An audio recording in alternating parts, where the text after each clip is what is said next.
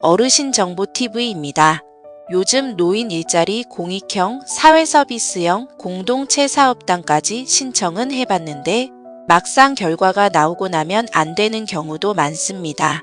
혹은 일을 하다가 몸이 아파 갑자기 일을 쉬게 된 분들도 계실 겁니다.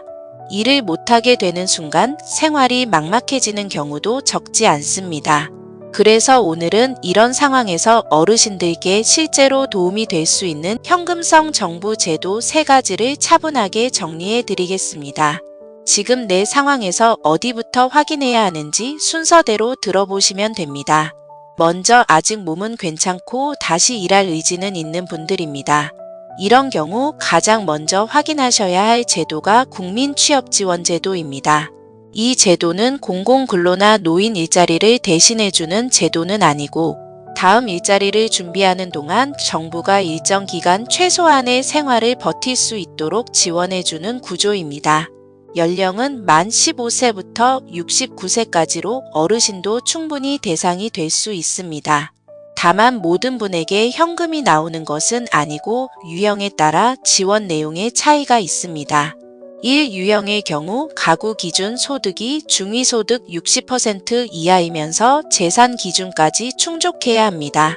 이 조건에 해당되면 취업 상담과 구직 활동에 참여하는 것을 전제로 매달 50만 원씩 최대 6개월 총 300만 원을 지원받을 수 있습니다.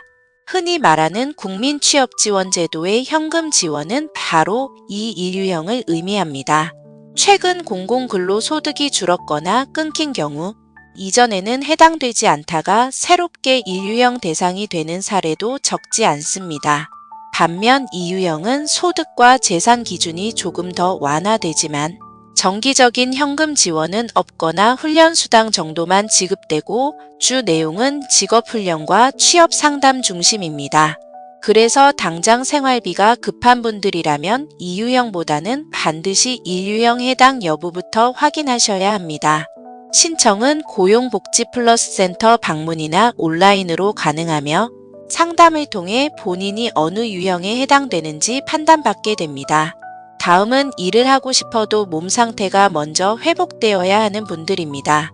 나이가 들수록 이런 상황은 생각보다 자주 생깁니다. 이럴 때 알아두셔야 할 제도가 상병수당입니다. 상병수당은 아무 때나 받을 수 있는 제도는 아니고 일을 하고 있던 중 질병이나 부상으로 인해 의사의 진단을 받고 일을 쉬게 된 경우에만 해당됩니다. 단순히 일자리를 기다리는 상태이거나 구직 대기 중인 경우에는 대상이 되지 않을 수 있고 반드시 의료기관의 진단서가 필요합니다. 조건이 맞을 경우 치료로 일을 쉬는 기간 동안 하루 4만 원에서 5만 원 수준의 수당을 받을 수 있어 최소한의 생활을 유지하는 데 도움이 됩니다. 다만 이 제도는 아직 전국 전면 시행은 아니고 시범사업 형태로 운영 중입니다. 시행 지역은 해마다 조정되고 단계적으로 확대되고 있기 때문에 과거에 해당되지 않았던 지역이라도 새로 포함되는 경우가 있습니다. 그래서 가장 중요한 것은 현재 내가 거주하는 지역이 해당되는지 여부를 국민건강보험공단을 통해 직접 확인하시는 것입니다. 몸이 회복될 때까지 잠시 숨을 고를 수 있는 제도로 이해하시면 됩니다. 마지막으로 소득이 줄거나 끊기면서 가장 먼저 부담이 되는 것이 바로 주거비 문제입니다. 이럴 때 함께 확인하셔야 할 제도가 주거급여입니다. 주거급여는 아직도 일부에서는 아주 어려운 사람만 받는 제도로 오해하는 경우가 많지만 실제로는 기준이 많이 완화되어 있고 특히 공공근로소득이 사라지거나 줄어든 시점에 새롭게 해당되는 경우도 적지 않습니다. 기본적으로 가구 기준 중위소득 47% 이하가 대상이며 월세로 거주하는 경우에는 임대료를 지원받고 자기 집에 거주하는 경우에는 주택 수선비를 지원받게 됩니다.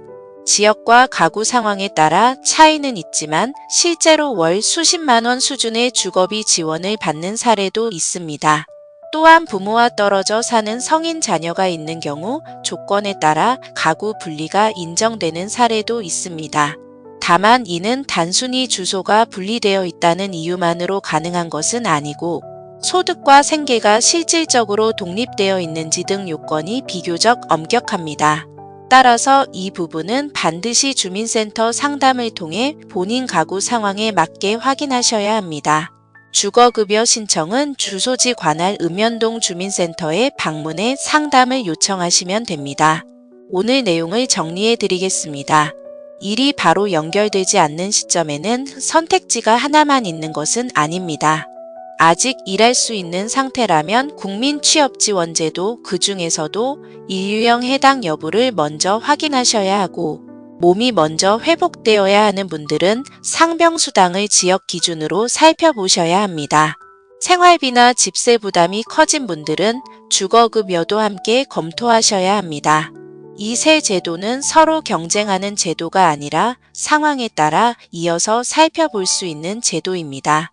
하나가 안 된다고 해서 나머지까지 모두 안 되는 것은 아닙니다. 오늘 내용을 참고하셔서 내 상황에 맞는 제도부터 하나씩 확인해 보시기 바랍니다. 도움이 되셨다면 좋아요와 구독 부탁드립니다. 어르신정보TV였습니다. 오늘도 건강 잃지 마시고 필요한 정보는 꼭 챙기시기 바랍니다.